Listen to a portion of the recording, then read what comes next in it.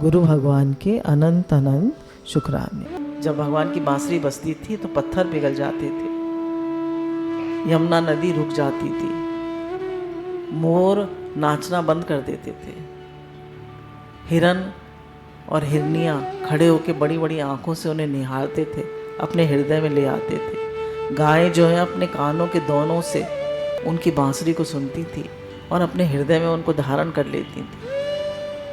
बछड़े जो है उनके मुंह में दूध होता था तो उसको ना उगल पाते थे ना निगल पाते थे। बंदरों की समाधि लग जाती थी, बंदर कितने चंचल होते। पक्षी जो थे ऐसे ही बैठे रह जाते थे।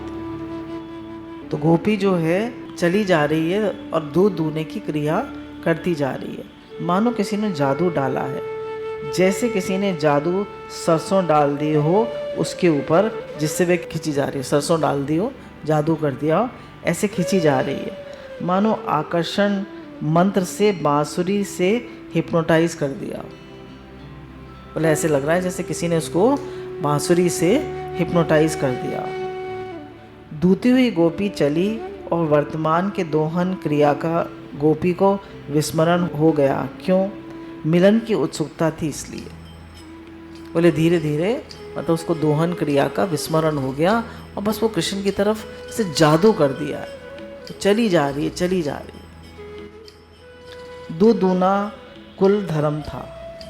अब बोले जो दूध दूना था वो गोपियों का कुल धर्म था, वो उनका मतलब उनकी जीविका थी। वंशी ध्वनि सुनकर वे छूट गया। बताया आदमी नहीं छोड़ता अपना कर्म, पर गोपियों का कर्म खाली वंशी ध्वनि उन्होंने सुनी और उनसे कर्म एकदम छूट गया। उनका कुल धर्म था वे। अब पारिवारिक धर्म भी छूटा। कैसे? कि दूध गर्म करना, घर में रोटी बनाना, हलवा बनाना, ये गोपियों का पारिवारिक धर्म था, वो भी छूट गया। एक गोपी ने घर में दूध तो चढ़ा दिया था आग पर, इतने में बज गई बांसुरी। एक औंठने के लिए हम दूध रख देते हैं ना, अब वो उबलने वाला है दूध, अब हटेंगे वहाँ से? नहीं हटेंगे। पर बोले उसने दूध चढ़ा दिया था चूल्हे पर, हम अब गैस तो नहीं थी तब, चढ़ा दिया था चूल्हे पर और बांसुरी बजी तो वो दूध छोड़कर भागी। दूध हमने चढ़ाया था तो आगे उतारेंगे नहीं तो उफन उफन के सारा आग में चला जाएगा, घर की हानि हो जाएगी। इस बात का ख्याल किए बिना ही वे ज्यों की त्यों दूध छोड़कर चल पड़ी। अम्मा जी कहते थे दूध प्यारा या पूत? तो कहती थी दूध, क्योंकि दूध नहीं होगा तो पूत को क्या पिलाओगी। और वो छोड़ के भागी दूध, उसे होश ही नहीं। माने काम देखकर भी प्रेम थकित नहीं होता और भविष्य विचार करके भी प्रेम थकित नहीं होता। और इतना काम पड़ा है, कैसे जाएं सत्संग? इतना काम पड़ा है, अब कृष्ण के पास भागें या काम करें? मुरली बज रही है, अब दूध चढ़ा हुआ है चूल्हे पर, अब दूध उबालें या कृष्ण के पास जाएं? बताइए, दूध उबालें या कृष्ण के पास जाएं? तो ये हम सब लोगों के लिए है ना। तो कभी थकित नहीं होता, भविष्य के विचार से भी थकित नहीं होता कि सांस मारेगी, लोग डांटेंगे, कुछ नहीं। उसको तो एक नशा सा हो जाता है, जादू सा हो जाता है, हिप्नोटाइज हो जाती है। एक बार एक बड़े भगत राज बीमार थे। अब हम उनको तो वेदांत विद्यार्थी समझते थे, सो हमको वे जिज्ञासु बोलना सीख गए थे। हम गए उनको देखने के, वे तो महाराज सिर पकड़े बस छटपटाए इधर से उधर। उनको देखकर हमको एक शंका हुई, प्रश्न उठा चित्त में। वेदांत के विद्यार्थी थे तो हम उनको जिज्ञासु कहते थे। अब उनको सर में दर्द था तो सर पकड़े और बुरी तरह छटपटाए। तो हमारे मन में प्रश्न उठा, लेकिन जब वह भगवान के प्रेमी हैं और उनके हाथ में भगवताकार वृत्ति है, तो ये बताओ कि दर्दाकार वृत्ति और भगवताकार वृत्ति दोनों एक साथ हृदय में कैसे? बोले अगर हमारा भगवान से प्रेम है और दर्द भी बहुत हो रहा है, तकलीफ भी बहुत हो रही है, तो कह रहे हैं दर्दाकार वृत्ति और भगवताकार वृत्ति दोनों एक साथ कैसे? दोनों एक साथ रह सकते हैं? देखिए आगे क्या कहते हैं। शायद ये सुनकर किसी के मन में प्रश्न उठे, कैसे? इसलिए बताता हूँ उन महात्मा ने क्या बताया। तो उन महात्मा से उन्होंने पूछा, भैया आप कैसे ऐसे लोटपोट हो रहे हैं? तो उन महात्मा ने क्या बताया, भक्त ऐसा मालूम पड़ता है कि हम भगवान हमारा सिर भीतर ही भीतर दबा रहे हैं और ये दर्द उनका ही दिया हुआ है। जब वे दबाते हैं तो मैं चिल्लाता हूँ। बोले ये जो शरीर है उसमें दर्द हो रहा है, तो ऐसा लग रहा है कि भगवान उसे दबा रहे हैं, तो जब वो दबाते हैं तो हमें और दर्द होता है, तो हम चिल्ला रहे हैं, हाय हाय हाय हाय, अरे राम मार डाला, क्यों इतना दर्द देता है, क्यों इतना दबाता है। उसी से लड़ते हैं हम। उनको दर्द में भी भगवान दिखता था। अगर रोने में चिल्लाने में भगवान न दिखे, हंसने हंसाने में भगवान न दिखे, तो अपने प्रेम की कमी समझना। बोले तकलीफ में भी, बीमारी में भी भगवान न दिखे कि ये बुखार बन के भी भगवान आए, दर्द बन के भी भगवान आए, है ना, बीमारी बन के भी भगवान आए, हंसी की कोई बात हो, हंस रहे हैं, हंसने हंसाने में भगवान याद आए। तो उन्हें हर बात में भगवान याद आए। अगर भगवान न याद आए तो अपनी कमी समझना। अगर दूसरे के रुलाए रोते हो, दूसरे के मारे मरते हो, दूसरे के जलाए जीते हो, तो प्रेम नहीं है। बोले हमें किसी ने भी रुला दिया, है ना, किसी ने कुछ भी कह दिया, हम रोने बैठ गए, तो बोले प्रेम नहीं है। प्रेम में वही रुलाने वाला, वही हंसाने वाला, वही जिलाने वाला, ये भक्ति की बात बड़ी विलक्षण है। बोले गोपियाँ जो हैं उनके घरों में भी कष्ट होता होगा, कोई जीना मरना होता होगा, बीमारी हारी होती होगी, सभी होता होगा, हानि लाभ होता था, पर वो किसी के लिए नहीं रोती थी।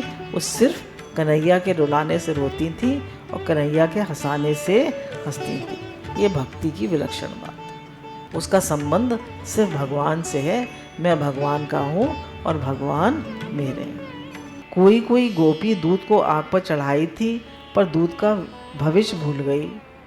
वंशी ध्वनि जो कान में पड़ी और आँख में, हृदय में और रोम रोम में, उससे जो मिलनों की व्याकुलता व्याप्ति हुई, उससे दूध का भविष्य का ख्याल नष्ट हो गया कि दूध का क्या होगा, भूल गई सब। एक ने हलवा चढ़ा दिया, है ना, और उसमें घी भी डाल दिया, और जैसी वंशी सुनी घी और आटा या सूजी जो भी भून रही थी, वो दोनों भूल गई और भागी भगवान की तरफ। सब ठीक, लेकिन महाराज जब कृष्ण की बंसी बजी तो हलवे की मिठास भूल गई। उतारा नहीं, चल पड़ी कृष्ण की ओर, झूले से उतारा नहीं, चल पड़ी कृष्ण की ओर। मतलब ये दिखाया है कि उनको इतनी उत्सुकता थी, इतना प्रेम था, इतना आकर्षण था भगवान के लिए कि जन्मों जन्मों से भगवान का इंतज़ार कर रही थी। कल्पों कल्पों उन्होंने भगवान के लिए तपस्या करी थी। तो आज जब बांसुरी बज रही है तो उन्हें होश ही नहीं है कि दूध उबल रहा है, कि हलवा पक रहा है, उन्हें कुछ नहीं पता। चूल्हे से भी नहीं उतार रही, भाग रही है भगवान की ओर। एक दूसरी गोपी उस समय घर में पत्नी धर्म का पालन कर रही थी, है ना, पत्नी धर्म का पालन कर रही थी, पति की सेवा कर रही थी। वे भोजन परोस रही थी। पहले लोग घर में बैठ जाते थे भोजन के लिए। बोले पहले घर में लोग क्या करते थे कि जो परोसने वाला है वो तो बीच में बैठ जाता था और सब लोग गोल गोल बैठ जाते थे, मंडलाकार बना के। एक गोल बना दिया, फिर दूसरा, फिर उससे क्या होता था कि जो परोसने वाला है उसको सब दिखते रहते थे। कृष्ण जी भी तो ऐसे ही बैठे थे, बीच में बैठ गए और सब गोल गोल बैठ गए, मंडलाकार। असल में चंद्रमा में तो परसने वाला है और दूसरे लोग अमृत पान करते हैं। बोले जो परोसने वाला है वो चंद्रमा की तरह है और लोग अमृत पान करते हैं उसके हाथ से। ऐसा मालूम पड़ता है तो मानो चंद्रमा पारस लगी हो। चंद्रमा के चारों ओर कभी कभी पारस परिवेश लगता है ना, वैसे मंडलाकार बना के सब लोग मुंह एक तरफ और परोसने वाली बीच में। सबको खाना परोस रही है, बीच में बैठी हुई। अब क्या हुआ, गोपी है और वे बिल्कुल चांदनी की तरह चमकती है, पर अमृत की तरह अन्न परस रही है ना, अमृत की तरह अन्न परस रही है और चमक रही है चांदनी की तरह। लेकिन महाराज पंगत बैठी की बैठी रह गई। हालत देखिए, पंगत बैठी की बैठी रह गई। वंशी सुनी और गोपी चली। कहाँ गई?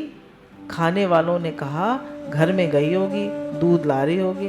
बोले अरे राम, वे तो ऐसी लेने गई कि लौटी ही नहीं। बोले कुछ लेने गई होगी अंदर तो लौटी ही नहीं, वो तो गई कृष्ण के पास। नारायण एक दूसरी गोपी स्नेहवश बच्चे को दूध पिला रही। तब देखिए माँ को कितनी ममता होती है बच्चे से, कितनी भारी प्रेम होता है। तो बच्चे को दूध पिला रही थी, बड़ा स्नेह, बच्चा रोता था, दूध पिला रही थी। अब इसमें ये कह रहे हैं कि ऐसा नहीं है गोपियाँ जो हैं वो अनब्याही लड़कियाँ थी। बोले गोपियाँ जो थी वो ब्याही भी थी, वृद्ध भी थी, सब तरह की गोपियाँ थी। भगवत रस की अधिकारिणी कुमारी भी है, विवाहिता भी है, बच्चे वाली भी है, सधवा भी है, विधवा भी है, वृद्धा भी है। हर एक कोई भगवान से प्रेम कर सकता है। भगवत रस केवल शारीरिक होता है, माने भगवान भी यही देखते हैं कि कौन बुढ़िया कौन जवान, तो उनकी दृष्टि शारीरिक हो जाती है। भगवान ये सब नहीं देखते, अरे बुढ़िया है या जवान है। भगवान को तो दिल से मतलब है, इसका प्रेम है। यहाँ तो प्रेम का प्रसंग है, शरीर का प्रसंग नहीं है। बोले यहाँ तो प्रेम का प्रसंग है, शरीर का नहीं। इसलिए जिनके बच्चा था वे बच्चे के प्रति हृदय में जो स्नेह था, जिसके साथ वे बच्चे को दूध पिला रही थी, उसको भी छोड़कर वंशी श्रवण के साथ ही कृष्ण की तरफ चल पड़ी। बच्चे को भी छोड़ दिया, वहीं पलंग पे लिटा दिया और भागी भगवान के पास। बच्चा भी भूल गया, दूध भी भूल गया, हलवा भी भूल गया, सब भूल गया। देखो इसमें कितना आश्वासन है कि लोग कहीं इस भ्रम में ना पड़ जाएं कि भगवान से केवल प्रेम जवान ही करते हैं। बोले भगवान से प्रेम वृद्ध भी कर सकता है। क्यों? उसको वैराग आ जाता है संसार से। अम्मा जी को ज्ञान कब मिला? जब अम्मा जी 60 साल के थे, और कितनी भारी तड़प थी उन्हें कि मुझे आत्म साक्षात्कार हो। कितना भारी गुरु से प्रेम। तो बोले हर एक कोई प्रेम कर सकता है। वहाँ तो ब्रज में महाराज श्री कृष्ण गौचारण करके निकलते थे, तब आगे आगे गौएं आती थी और पीछे श्री कृष्ण बलराम आते थे। गायों के खुर से जो धूल उड़ती थी वो उनके चेहरे पे, उनके कपड़ों पे और उनके बालों पर पड़ जाया करती थी। तो उस शोभा को देखने के लिए रास्ते में सास भी आती थी, ददिया सास भी आती थी, घोंटू तक काजल लगाकर, इतना बड़ा बड़ा काजल लगाकर, और लठिया लेकर हाथ में दरवाजे पर आकर खड़ी हो जाती थी और मुस्कुरा के कृष्ण की ओर देखती थी।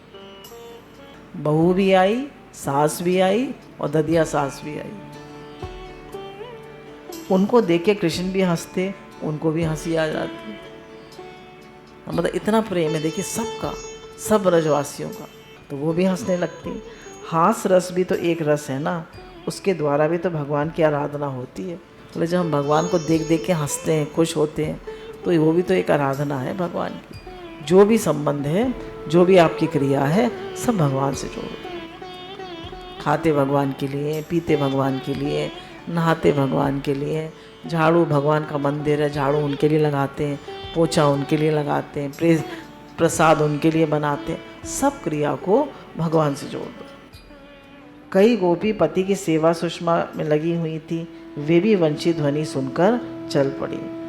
बोले भाई भला सबको छोड़ दें, लेकिन जब पेट में चूहे कूदते हो, बोले भूख लग रही हो तो वो कैसे छोड़ेंगे? तो प्रेम कोई नहीं करेगा। भूख लग रही हो तो प्रेम करेंगे? क्योंकि अपने शरीर से तो प्रेम ज़्यादा होता है, सबसे ज़्यादा प्रेम अपने शरीर से होता है। आपने सुना होगा कि अकबर ने बीरबल से पूछा कि दोनों की दाढ़ी में आग लग जाए तो किसकी बुझाओगे, मेरी भी और तुम्हारी भी? तो बोले पहले अपनी बुझाऊंगा। हमारे गांव में कहावत है, पहले आत्मा पीछे परमात्मा। मतलब पहले अपना काम करेंगे, पीछे भगवान याद आएंगे। पहले पेट तो भर लें, पेट पूजा तो कर लें। भूखे पेट भजन ना होए गोपाला। तो बोले एक गोपी उस समय कर रही थी भोजन।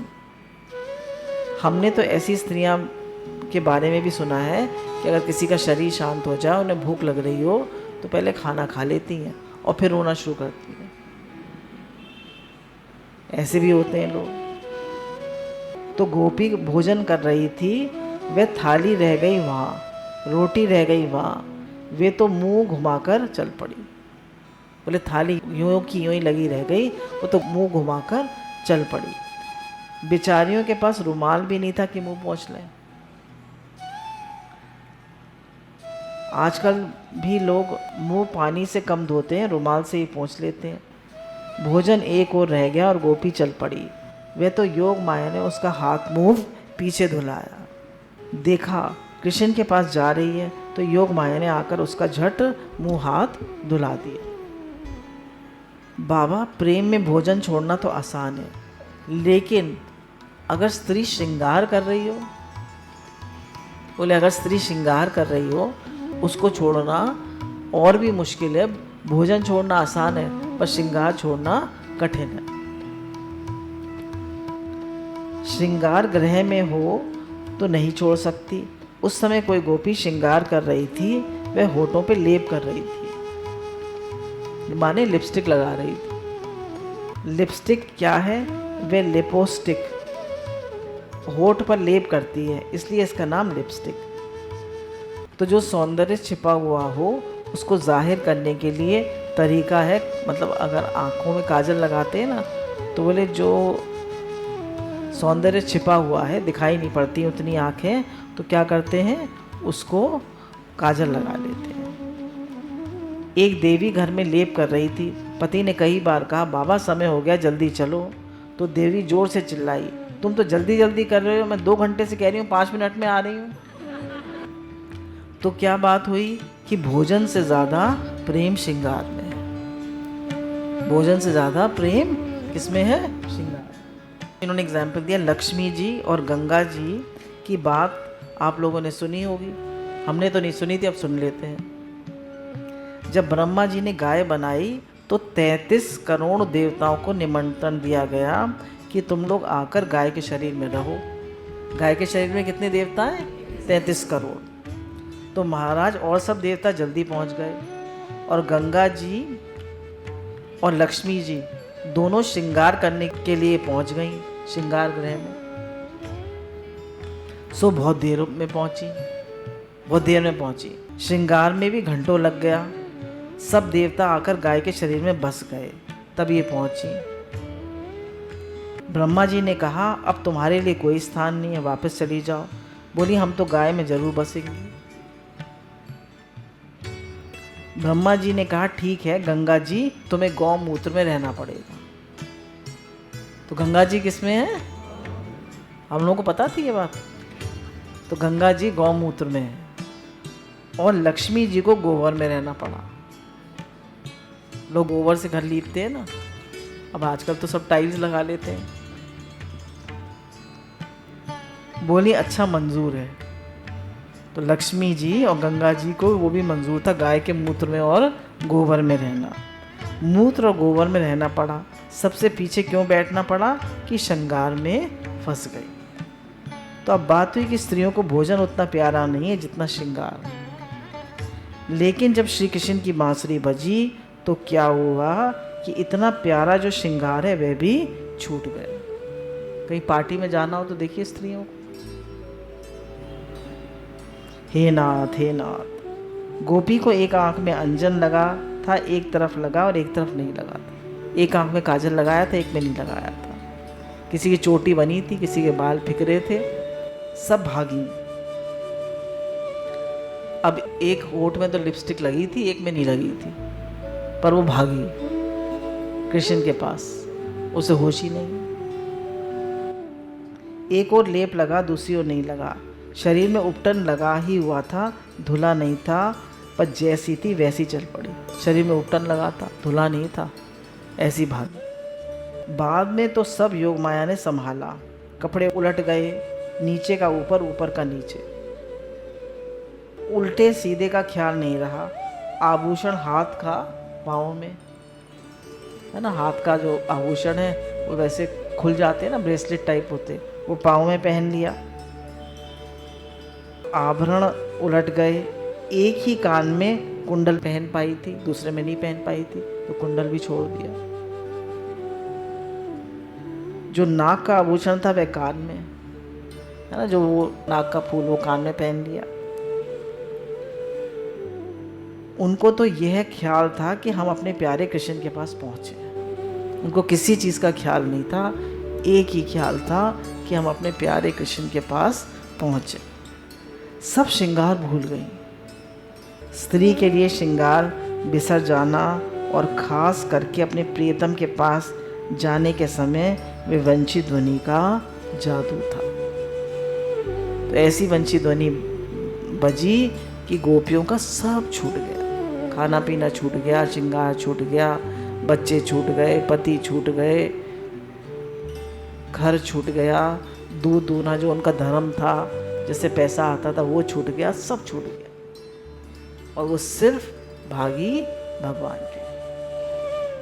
उनका धर्म, अर्थ, काम सब केवल भगवान के। तो ऐसी बांसुरी बजी कि सब कुछ छूट गया गोपियों का। गुरु भगवान के अनंत अनंत शुक्राने।